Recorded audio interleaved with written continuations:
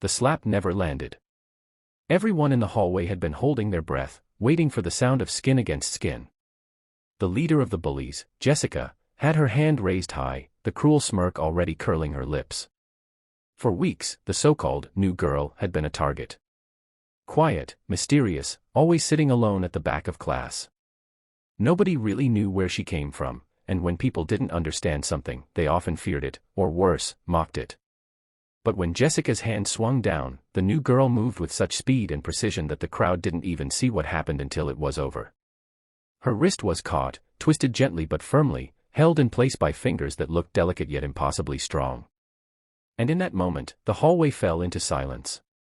Her name was Maya. And she was not the type of girl anyone should have tried to hurt. When Maya had first arrived at the school, she carried with her the weight of secrets. Her family had moved countless times across countries, never staying too long in one place. She longed for normal friendships, but she had learned that blending in was safer than being noticed. What her classmates didn't know was that Maya's father had trained her since childhood in martial arts, not for competition, but for survival. She had seen things, lived through dangers most of them could never imagine. Fighting wasn't her choice. It was her inheritance. Still, in this new town, Maya had hoped for peace. She had hoped she could just be another teenager. But bullies don't see hopes. They see targets. The bullying started small. Whispered insults. Bumped shoulders in the hall. Stolen notebooks.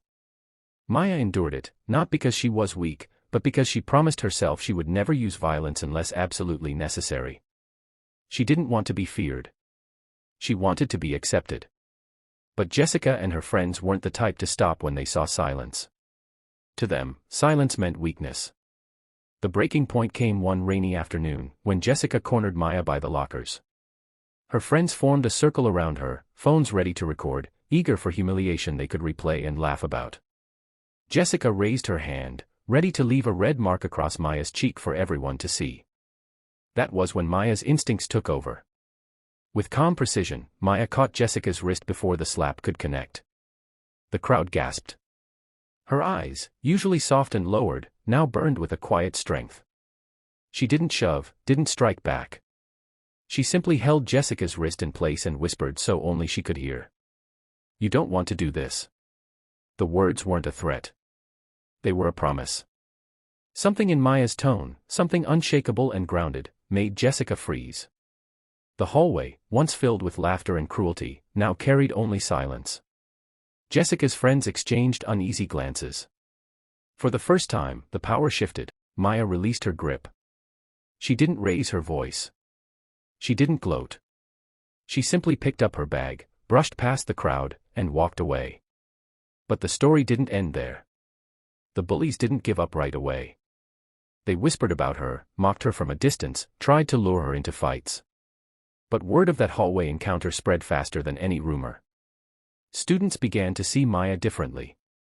She wasn't weak. She wasn't strange. She was strong in ways that couldn't be denied. Some began to respect her. Others grew curious, even inspired. Still, it wasn't easy for Maya. Every day was a test of patience. Every smirk, every insult was a reminder of who she used to be, of nights spent training in dimly lit rooms, of sparring until her body ached, of lessons her father repeated over and over. True strength is not in how hard you strike, but in how much you can endure without losing yourself. One afternoon, a turning point came. Jessica's friend, Emily, stayed behind after class. She didn't mock Maya. She didn't threaten her. Instead, she whispered, almost embarrassed, "How did you stay so calm? Weren't you scared?" Maya looked at her for a long moment.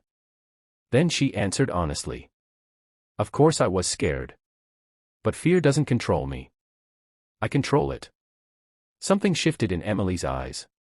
And from that day forward, Maya wasn't as alone as before. Slowly, a few others approached her. They wanted to learn, not just how to fight, but how to carry themselves with the same quiet confidence Maya had. She never bragged, never showed off, but she taught them one lesson at a time. The bullies eventually stopped. Not because Maya humiliated them, but because they realized their cruelty had no power anymore. Maya had taken away their greatest weapon, fear. Months later, when graduation came, Maya stood not as the silent, lonely new girl, but as someone her classmates admired. She didn't give a speech on stage, but her story was already written in the way people treated each other differently now. There was less laughter at others' pain, fewer circles forming around victims. People remembered the day the bullies had tried to slap her, and how everything changed. Maya's journey was never about fighting with her fists. It was about fighting for her dignity, for peace, for a life where she could finally belong. She proved that true strength isn't in hurting others but in standing firm, unshaken, even when the world tries to break you. And that was the lesson she left behind. You don't need to strike to be strong. Sometimes, the greatest victory is simply refusing to fall.